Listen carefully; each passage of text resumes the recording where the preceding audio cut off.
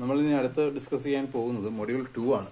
അപ്പം മൊഡ്യൂൾ 2ഉം 3യും നിങ്ങളുടെ സിലബസിനകത്ത് പറഞ്ഞിരിക്കുന്നത് മൊഡ്യൂൾ 2ഉം 3യും ഡയറക്റ്റ് ആയിട്ട് ടോപ്പിക്സിലേക്ക് പോയിരിക്കുകയാണ് ഞാൻ നോക്കിയപ്പോൾ കണ്ടത്. അപ്പം മൊഡ്യൂൾ 2ഉം മൊഡ്യൂൾ 3യും കൂടെ ചേർത്ത് വേണമെങ്കിൽ ഇവൻ മൊഡ്യൂൾ 4ഉം വേണമെങ്കിൽ നമുക്ക് അതിനകത്ത് പറയാം. മൊഡ്യൂൾ 2, മൊഡ്യൂൾ 3 ആൻഡ് മൊഡ്യൂൾ 4 എന്ന് പറയുന്ന ഏകദേശം ഓൺട്രപ്രണറിയൽ ഡെവലപ്മെന്റ് എന്ന് പറയുന്ന ഒരു ടോപ്പിക്കാണ്. അപ്പോൾ ഓൺട്രപ്രണറിയൽ ഡെവലപ്മെന്റ് എന്ന് പറഞ്ഞു കഴിഞ്ഞാൽ നമുക്ക് എന്താണ് ഒരു ഓൺട്രപ്രണർ ആവാനായിട്ടുള്ള ഡെവലപ്മെന്റിന് വേണ്ട കാര്യങ്ങൾ അല്ലെങ്കിൽ മനസ്സിലാക്കേണ്ട കാര്യങ്ങൾ ഇതെല്ലാം കൂടെ ചേർത്ത് വെച്ചിട്ടാണ് മൊഡ്യൂൾ 2ഉം 3യും കൂടെ ഇരിക്കുന്നത്. ഇനി നമുക്ക് IPRഉം ഇല്ല, എന്താണ് പറയുക, നമുക്ക് ഇന്നോവേഷനും ഇല്ല, ഐഡിയേഷനും ഇല്ല, ഒന്നുമില്ല. ഇനിയും നമുക്ക് പോകുന്ന മൊത്തം ഈ ഓൺട്രപ്രണറിന് ആവശ്യമായിട്ട് അല്ലെങ്കിൽ ഓൺട്രപ്രണർഷിപ്പ് ഡെവലപ്മെന്റിന് ആവശ്യമായിട്ടുള്ള കാര്യങ്ങളാണ് നമ്മൾ മൊഡ്യൂൾ 2 ആൻഡ് മൊഡ്യൂൾ 3യിൽ ഡിസ്കസ് ചെയ്യുന്നത്. അപ്പോൾ മൊഡ്യൂൾ 2 മൊഡ്യൂൾ 3യും കൂടെ നമുക്ക് സത്യം പറഞ്ഞാൽ ഒരുമിച്ച് പറയാൻ പറ്റുന്നൊരു കേസാണ്. അപ്പോൾ അതിനകത്ത് വരുന്നത് 5 ടോപ്പിക്കാണ്. The first topic is problem and solution canvas preparation. The second one is customer profiling. Third one is competitor analysis. And the fourth one is business preparation. Fifth one is prototype development plan preparation. ഇങ്ങനെയുള്ള 5 ടോപ്പിക്കാണ് നമുക്ക് എവിടെ ഉള്ളത്?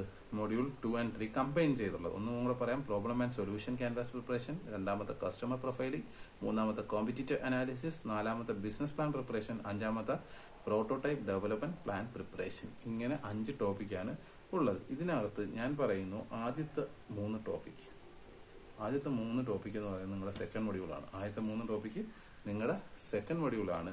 അടുത്ത 2 ടോപ്പിക്കും കൂടെ ചേർത്ത് നിങ്ങളുടെ third മൊഡ്യൂളും വരും.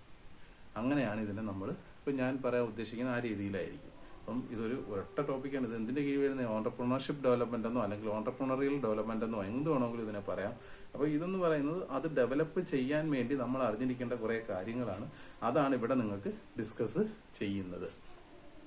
ഓക്കെ, അപ്പോൾ ഇതിനകത്ത് problem and solution canvas preparation ആണ് ആദ്യമേ നമ്മൾ എടുക്കാൻ പോകുന്ന ടോപ്പിക്ക്. അപ്പോൾ ഇത് നിങ്ങളുടെ സിലബസ് നോക്കിയാൽ മതി. സിലബസിനകത്ത് ഈ 5 ടോപ്പിക്കും ഉണ്ട്. പക്ഷേ ഇത് എന്തിന്റെ കീഴിൽ വരുന്നതെന്നോ അങ്ങനൊന്നും തന്നെ പറഞ്ഞ് കണ്ടില്ല. അപ്പോൾ ഇതിനകത്ത് ആദ്യമേ എന്താണ് problem and solution canvas preparation എന്ന് പറയുന്നതാണ്. അപ്പോൾ അതിലേക്ക് പോകുന്നതിന് മുമ്പേ ഓൺട്രപ്രണർഷിപ്പ് ഡെവലപ്മെന്റ് അല്ലെങ്കിൽ ഓൺട്രപ്രണറിയൽ ഡെവലപ്മെന്റ് എന്ന് പറഞ്ഞു കഴിഞ്ഞാൽ എന്താണെന്ന് നമുക്ക് പറയാം. അതാണ് തന്നെ ഈ മൊഡ്യൂളിന്റെ സമ്മറിയും കൂടെ ജസ്റ്റ് ഒന്ന് പറയാം. അപ്പോൾ ഈ മൊഡ്യൂളിന്റെ ജസ്റ്റ് സമ്മറി എന്ന് പറയുന്നത് the module focuses on understanding customer needs. കസ്റ്റമറുടെ ആവശ്യങ്ങൾ എന്താണ്, മാർക്കറ്റിനെ എങ്ങനെ സെഗ്മെന്റ് ചെയ്യുക എന്ന് പറഞ്ഞാൽ ഡിവൈഡ് ചെയ്യുക എന്നാണ്. ഈ ഞാൻ പറഞ്ഞില്ല, ടെക്നിക്കൽ ടേംസ് ഭയങ്കര ഇമ്പോർട്ടൻ്റ് ആണ്. ഇവിടെ നിങ്ങൾ ഡിവൈഡ് ചെയ്യുക എന്നതിനുപരി നിങ്ങളൊരു എക്സാമിനർ നോക്കുമ്പോൾ ഈ മാർക്കറ്റ് സെഗ്മെന്റേഷൻ എന്താണ് അല്ലെങ്കിൽ സെഗ്മെന്റിംഗ് എന്നുള്ള വാക്ക് ഉപയോഗിച്ചെന്നായിരിക്കും നിങ്ങൾ നോക്കുന്നത്. പിന്നെ അതേ കണക്ക് തന്നെ ക്രാഫ്റ്റിംഗ് എ വാല്യൂ പ്രൊപ്പോസിഷൻ, അതായത് വാല്യൂ പ്രൊപ്പോസിഷൻ എന്ന് പറയുന്നത് നിങ്ങളൊരു ടോപ്പിക്കാണ്. അപ്പം അതെന്താണെന്ന് പറയാം. It introduces tools like competitive analysis ഉണ്ട്, customer profiling to refine the problem solution alignment, പിന്നെ മാർക്കറ്റ് എൻട്രി സ്ട്രാറ്റജി, ഒരു മാർക്കറ്റിൽ ഒരു പ്രോഡക്റ്റ് നമുക്ക് എങ്ങനെ എൻട്രി ചെയ്യിപ്പിക്കാം, അതാണ് തന്നെ അതുമായിട്ട് ബന്ധപ്പെട്ട റെഗുലേറ്ററി കൺസിഡറേഷൻസ് അല്ലെങ്കിൽ റെഗുലേറ്ററി കോംപ്ലയൻസസ് എന്തൊക്കെയാണ്, റൂൾസ് പ്രകാരമുള്ള നിയമചട്ടങ്ങൾ എന്തൊക്കെയാണ്, ഇതൊക്കെയാണ് നമ്മൾ ഈ പറഞ്ഞ മൊഡ്യൂളിനകത്ത് ഡിസ്കസ് ചെയ്യുന്നത്. ഇനി ഓൺട്രപ്രണർഷിപ്പ് ഡെവലപ്മെന്റ് എന്ന് പറയുന്നത് ഇത് ജസ്റ്റ് നിങ്ങൾക്ക് പഠിക്കാനേ ഇല്ല കേട്ടോ. ഈ ഓൺട്രപ്രണർഷിപ്പ് ഡെവലപ്മെന്റ് എന്ന് പറയുന്ന ടോപ്പിക്ക് നിങ്ങൾക്ക് പഠിക്കാനേ ഇല്ല. അത് ഇപ്പം ഞാനായിട്ട് ഉണ്ടാക്കി വെച്ചിരിക്കുന്നതാണ്. മൊഡ്യൂൾ 2ഉം മൊഡ്യൂൾ 3യും കൂടെ ചേർന്ന് മനസ്സിലാക്കേണ്ട രീതി, അതായത് അതിന്റെ കീഴിലാണ് ഇത് വരുന്നത് എന്ന് പറയാൻ വേണ്ടിയാണ്. അപ്പം ഓൺട്രപ്രണർഷിപ്പ് ഡെവലപ്മെന്റ് എന്ന് പറയുന്നത് refers to the process of enhancing an individual's skills, knowledge and mindset to identify business opportunities, innovate and successfully start and manage business.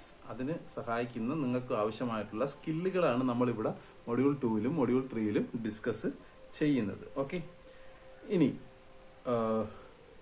അടുത്തെന്ന് പറയുന്നത് അപ്പം ഇതിനകത്ത് പറയുന്ന നമ്മൾക്ക് അറിയാമല്ലോ, നമ്മൾ പറഞ്ഞ 3 ടോപ്പിക്കാണ് വരുന്നത്. ഒന്ന് problem and solution canvas preparation, രണ്ടാമത്തെ കസ്റ്റമർ പ്രൊഫൈലിംഗ്, മൂന്നാമത്തെ കോമ്പറ്റിറ്റർ അനാലിസിസ്. ഇത് 3ഉം കൂടെ ചേരുന്നതാണ് മൊഡ്യൂൾ 2 എന്ന് പറയുന്നത്. അപ്പം ഇത്തരത്തിലുള്ള ഈ 5 സ്റ്റെപ്പ്, അതായത് തേർഡ് മൊഡ്യൂളും കൂടെ ചേർത്ത് പറയുകയാണെങ്കിൽ ബിസിനസ് പ്ലാൻ പ്രിപ്പറേഷനും പ്രോട്ടോടൈപ്പ് ഡെവലപ്മെന്റ് പ്ലാൻ പ്രിപ്പറേഷനും കൂടെ ചേർത്ത് ഇത് നമുക്ക് എന്താണ്, ഇത് പഠിക്കുന്നത് മൂലം അല്ലെങ്കിൽ ഇത് മനസ്സിലാക്കുന്നത് മൂലം നമ്മൾ എന്താണ് helps in identifying the market opportunities, design and validate innovative solutions, manage risk efficiently, establish sustainable business operations.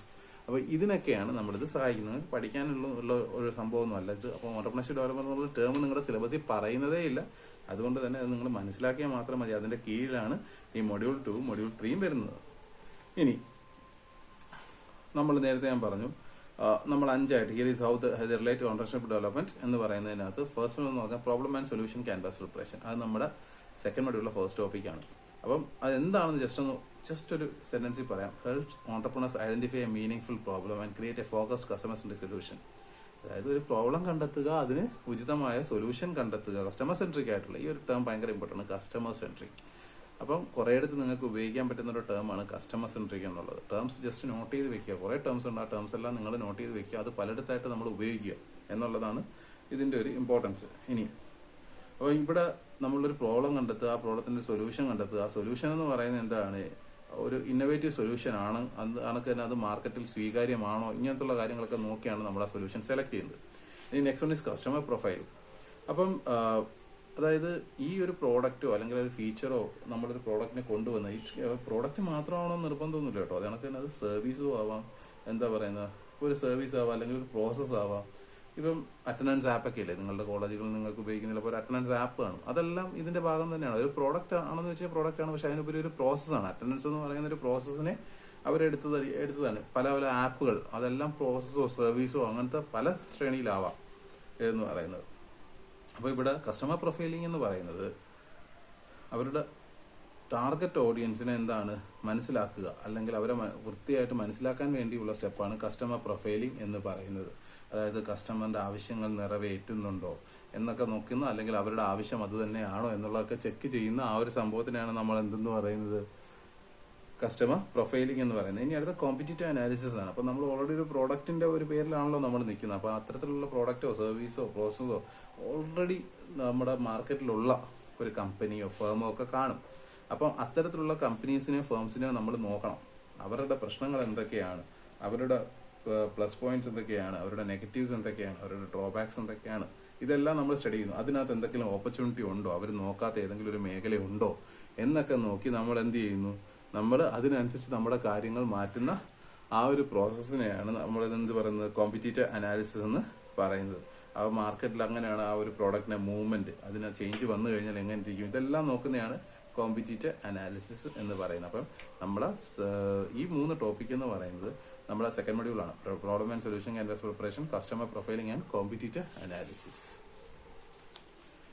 ഇനി നമ്മൾ പോകുന്നത് നമ്മുടെ തേർഡ് മൊഡ്യൂൾ. ഇപ്പം നമ്മൾ സ്റ്റാർട്ട് ചെയ്യുന്നില്ല, പക്ഷേ ഇതിന്റെ ടോപ്പിക് എന്ന് പറയുന്നത് തേർഡ് മൊഡ്യൂളുമായിട്ട് ബന്ധപ്പെട്ട് നമുക്കുള്ളത് 2 ടോപ്പിക്കാണ്. ഒന്ന് ബിസിനസ് പ്ലാൻ പ്രിപ്പറേഷൻ. അപ്പോൾ നമുക്ക് സ്ട്രാറ്റജിക് ആയിട്ട് പ്ലാൻ ചെയ്യാം എങ്ങനെ നമ്മുടെ ബിസിനസ്. അപ്പോൾ നമ്മൾ എന്ത് ഡിസ്കസ് ചെയ്തു, നമ്മുടെ ആവശ്യമായുള്ള പ്രോബ്ലം സൊല്യൂഷൻ ഇതെല്ലാം ഡിസ്കസ് ചെയ്തു, കസ്റ്റമർ പ്രൊഫൈലിംഗ് ഡിസ്കസ് ചെയ്തു, കോമ്പറ്റീറ്റീവ് അനാലിസിസ് ഡിസ്കസ് ചെയ്ത് മനസ്സിലാക്കി കഴിഞ്ഞാൽ അടുത്ത വേണ്ട നമുക്കൊരു ബിസിനസ് സ്റ്റാർട്ട് ചെയ്യാനായിട്ട് ഒരു ബിസിനസ് പ്ലാൻ പ്രിപ്പറേഷൻ ആണ് വേണ്ടത്.